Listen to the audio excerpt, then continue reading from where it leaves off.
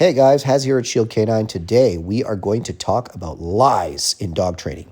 I hate lies. I hate misinformation, and I am in this constant vendetta against it. And what you are going to see here today is an example of how we identify those bad actors, those that would spread untruth and misinformation, from those that are spreading good information that helps dog owners, that helps dogs. So I recently posted a reel in which I spoke about negative reinforcement and punishment as it relates to aggressive behavior and reactive behavior, the positive impact it can have, the negative impact it can have, so on and so forth. I actually did a 20-minute YouTube lecture on this topic, which you're welcome to check out.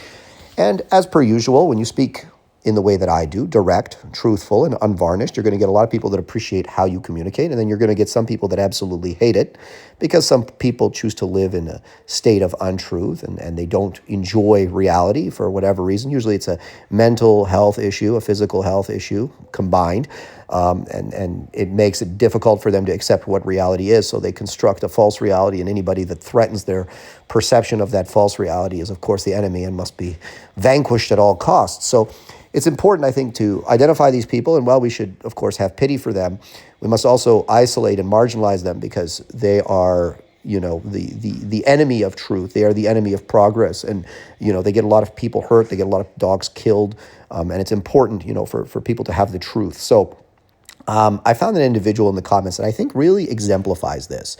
There's nothing particularly unique about this individual. I think they exemplify what your typical positive, only force-free ideologue, says and does, and how they act and how they train, if you want to call it training. And I'm going to use them as an example because, like I said, I think that they represent that group of people very well.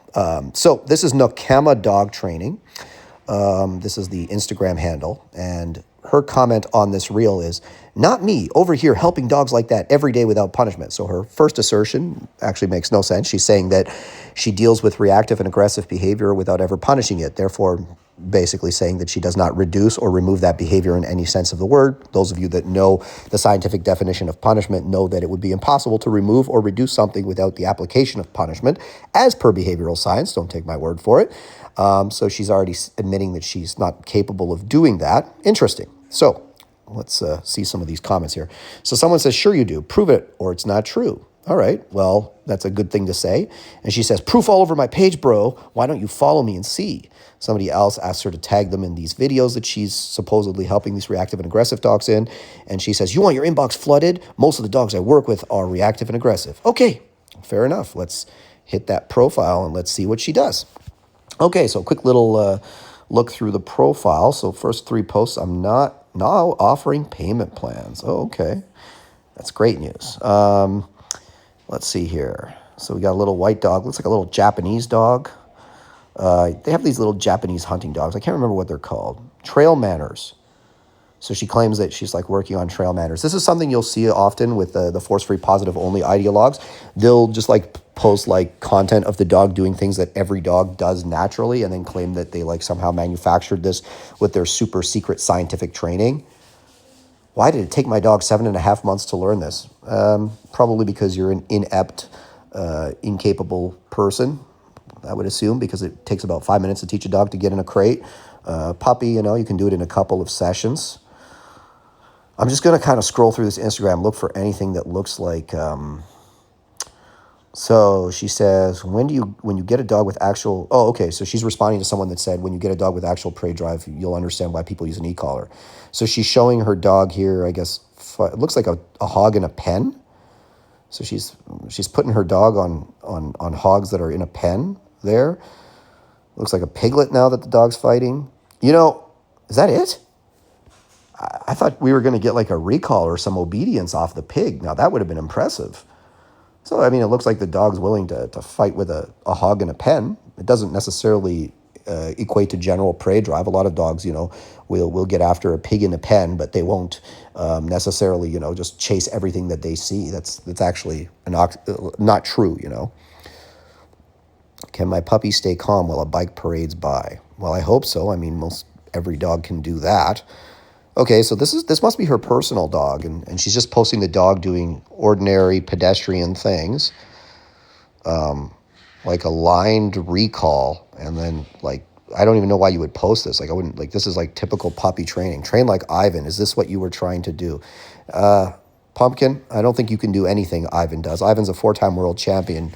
I think he's a 4-time world champion. Anyways, you're not on his level. Don't say his name, please. Okay, I'm just trying to get to like some reactive and aggressive dogs. What can you do if your dog can't disengage? I assume she means disengage from another dog. So you see some other dogs. This dog is showing a stiff, uncomfortable body language.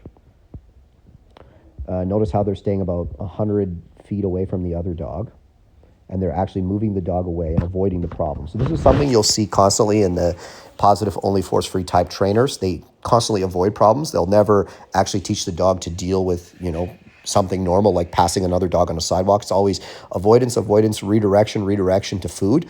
The problem is it always falls apart when the other dog gets close enough, when the other dog maybe starts barking and lunging, things that you're going to deal with on a regular basis. I'm going to encourage you guys that as we go through these things, look for tangible outcomes. Look for realistic outcomes, not just a dog like doing everyday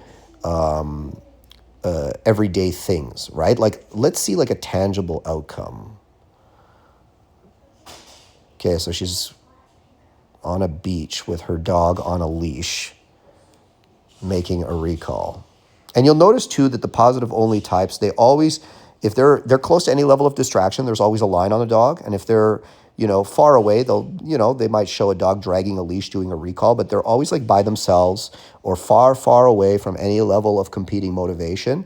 And there's a reason for that. It's because they can't work close to competing motivation. Everything is always by themselves in a field, by themselves in the forest, by themselves in a room. They're never around distractions. And when we contrast this to what real dog training looks like, I'm just trying to look for some aggressive and reactive dogs. Like, I'm not seeing anything serious.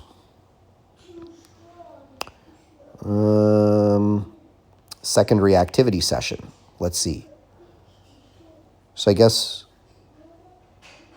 she wouldn't be able to handle that dog in the field. So I guess there's a dog far, far away. If you use a magnifying glass, you might be able to see it. Now the dog is willing to take food from her. Again, everything's far away. The dog is not actually dealing with the problem. I'm desperate here, guys. Like, help me find some actual reactive and aggressive. I'm going to show you what that actually looks like in a second, but this is Gia's last session. Okay, this should be good. This is the last session. I'll assume we've done multiple sessions. So as usual, Pez dispensing food into the dog's mouth. You can see that the dog is uncomfortable around the other dogs, but she's not allowing the dog to engage with the other dog. She's blocking with her body and constantly luring the dog with the food. Like, hey, I've got food. Please forget about that dog. Eat my food. This is not real training, right? This is the last session. This is the last session. This is an embarrassment, right? This like little lab-looking dog that she has here. It's like, this dog should be off-leash trained in close proximity to other dogs, showing high levels of impulse control. Instead, the dog can barely take food while standing 50 to 100 feet away from other dogs. Like, I just can't do this anymore, What is the easiest way? Let me guess. You're just going to teach the dog to sit and give the dog food, and you think that's going to prevent the jumping? Remember what I said, guys. Like, these folks are often in a state of mental and physical unhealth. And that's what kind of, I guess, attracts them to this ideology. When you're not in balance yourself, you tend to be attracted to things that make no sense from a natural standpoint. Okay, so let's contrast this to Instagram of a professional dog trainer like myself. So let's start with Ian. Ian is one of our pro trainers in the UK. He's a certified pro trainer. He was an online student. Here he is with 6 off-leash dogs. This is far beyond anything that she's shown. This is like literally the first post that I just pulled up. Dogs showing free, happy, open behavior, high levels of control. You guys can watch Ian under high levels of distraction. He doesn't just do this by himself in the field. He does this in close proximity with distractions. Oh, look, there's a certified pro trainer, Jacob, doing a group class where they're working on line recalls. This is something that she was very proud of. Her fact that her dogs would come for treats on a line.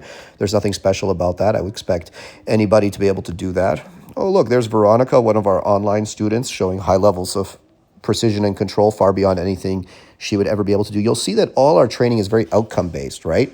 All our training has really strong progressions. Oh, look, this is a reactive dog. Now, look, this dog is reactive. I don't have to pretend it's reactive. You can see it also redirects on the owner, and 15 minutes later, oh, look, here's an actual tangible outcome. It's not make-believe. These dogs aren't a kilometer away, where I'm Pez dispensing food into her mouth. No, I actually brought her in close proximity to other dogs that are barking, that are jumping, that are running, all things that would normally set a reactive dog off. I haven't habituated her to another dog. Like, one thing you'll see a lot of force-free trainers do is they'll habituate the reactive dog to one particular dog over sessions. And then they'll claim that they've fixed the problem because they've habituated the two dogs together, when in reality, the second that dog runs into another strange dog, it's going to fall apart. Oh, look, one of our online students from a year or two ago, fully off leash with the dog. Again, she just used our online training and she was able to accomplish this, right? This is real training, guys. You'll see how our training is always there's always tangible outcomes, right? Whether it's on the sport field, whether it's with the behavior. Okay, so here's a reactive, nervous Great Dane. You can see the behavior. I'm not telling you it's there. You can see it for yourself. Oh, look, here he is, calm, exhibiting high levels of impulse control, working in close proximity with multiple other dogs. We're not hiding from the other dogs, right? He's happy, he's relaxed, he's playing. Again, I'm not convincing you of these things. You can see them with your own eyes. This is outcome-based training, right? This is training where we're training for reality. I'm not trying to convince you that something's happening when you can't clearly see it for yourself. You see the outcome for yourself, right? That's real training for the real world, right? I'm not even gonna really show, the sport stuff is so far above what she's able to do. This type of stuff is just so far beyond anything she could handle. This type of dog is so far beyond anything she could handle. There's no point to even show much more of it. Just high levels of impulse control with dogs displaying extreme drive. And these dogs, before someone's like, oh, let's see it without the tools. These dogs are all dogs that trial, right? On at high level competitions with absolutely no tools on, no ability to correct them, reward them, or anything, and the dogs are still able to perform. Proof of that's all over my YouTube, my Instagram. Let me just see if I can find another one here. Oh, look, there's Ian again with his multiple dogs. Again, this is what real training is able to accomplish. Just high levels of control, multiple dogs. Again, we're not hiding from people. We're showing the dogs under high levels of distraction. There's some swans over there, right? This is just case in point of what real training looks like, guys. Oh, there's me at Worlds. We came in 8th place, me and Gage. Fear, it must be all that fear, pain, and violence that we train with. Let's see what else we got here. I'm going to get one more, and then I think we're going to wrap it up. But I think I've made it clear to you guys. You'll see I'm showing a variety of different training here. Dogs performing at a high level in a variety of different disciplines. Outcome-based training where you see, an actual tangible outcome, not, the dog kind of standing there while bikes go by and we're feeding the dog and pretending that something productive occurred, right? This is the difference between fake training and real training, right? I think there's one other clip I had in mind that I wanted to show you guys. This is another one of our online students off leash in Germany with her dogs, right? Different breeds showing just high levels of impulse control, right? This is real world training.